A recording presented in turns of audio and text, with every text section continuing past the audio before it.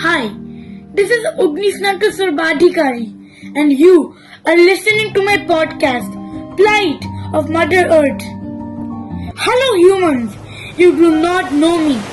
We have roamed Earth for 220 million years. We shared this planet with the dinosaurs. We are called living relics of deep time. I am older than our oldest fossil stories, older than our mountains as we see them today. I have watched continents drift around. I have seen oceans being born, evaporate and return. I survived when the earth was on fire, when the rains did not stop for millions of years. I have survived 5 mass extinctions. I have watched life begin, almost end and begin again. And today I speak not because I want to, because I must. I am humbled. Who are you?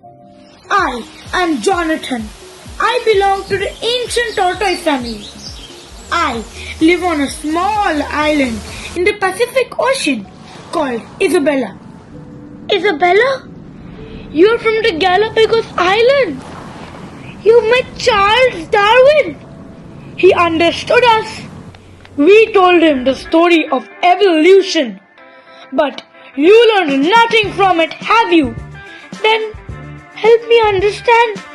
Very well, but listen carefully. Long ago, Earth was fire, no life, no air, only heat and storms. Slowly it cooled. Rain fell long enough to fill oceans. And in those oceans, life began. Not suddenly. Tiny cells learning, changing, surviving. Over time, life grew complex. Plants, animals, forests, and giants like the dinosaurs. Then came destruction. Asteroids, climate shifts, extinction. Life almost ended.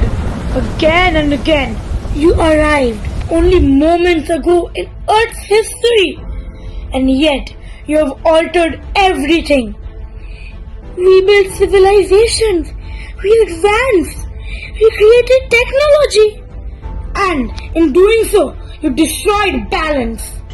Tell me, what have you done to the forests? We cut them for farming, cities, roads.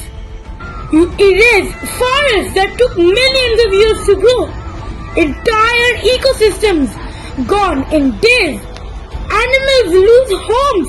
Species vanish forever. But we need land, food, resources.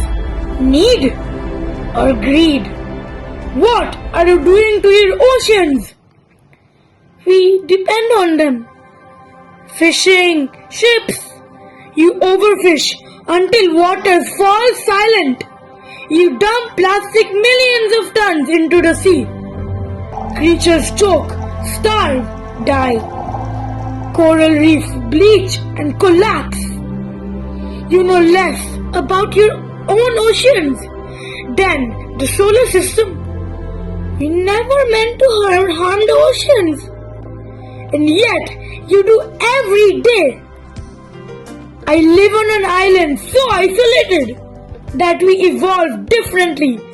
We are far from you, far from your cities, your machines, your noise. And still, you reach us? How? Your plastic travels farther than you know. Carried by rivers, by currents, by winds, it arrives on our shores.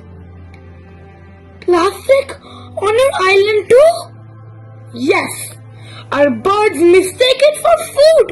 They feed it to their young. The young do not survive. Their stomachs fill, but they starve. We see those images, but it feels distant. It is not distant. It's happening now. My family lives in the depths of the ocean. They do not see your cities. They do not know your name. And yet, they suffer your actions. What happens to them? They swim through waters filled with waste. They become entangled. They consume what should never exist in their worlds. Invisible fragments, too small to see but deadly. Microplastics? Yes. They enter bodies. They remain from the smallest creature to the largest, even to you. So, we are poisoning ourselves too? As you poison everything else? Can we stop this? Yes, but not with words only. Only with change, real, immediate and lasting. You search the stars for life while destroying it here. Remember, there is no other ocean like yours, no other earth like yours. We are trying to fix pollution, yet your rivers run black with waste. Industries pour chemicals into water. Even the air you breathe is toxic. Yes, pollution is real. Not just real, deadly. You burn coal, oil, gas. You fill the atmosphere with heat-trapping gases. The result? Global warming. Rising temperatures, melting glaciers. Storms grow violent. Floods destroy cities. Droughts destroy crops. Even the Himalayas, your great mountains, are cracking under this change. And then there's war. War burns forests, poisons soil, destroys rivers and wildlife.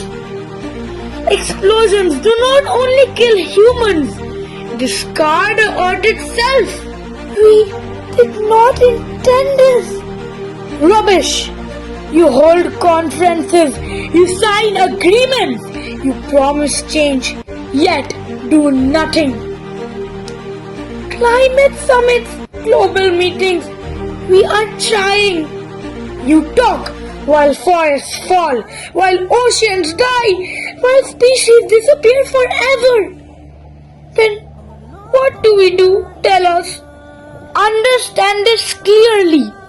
The earth does not need saving.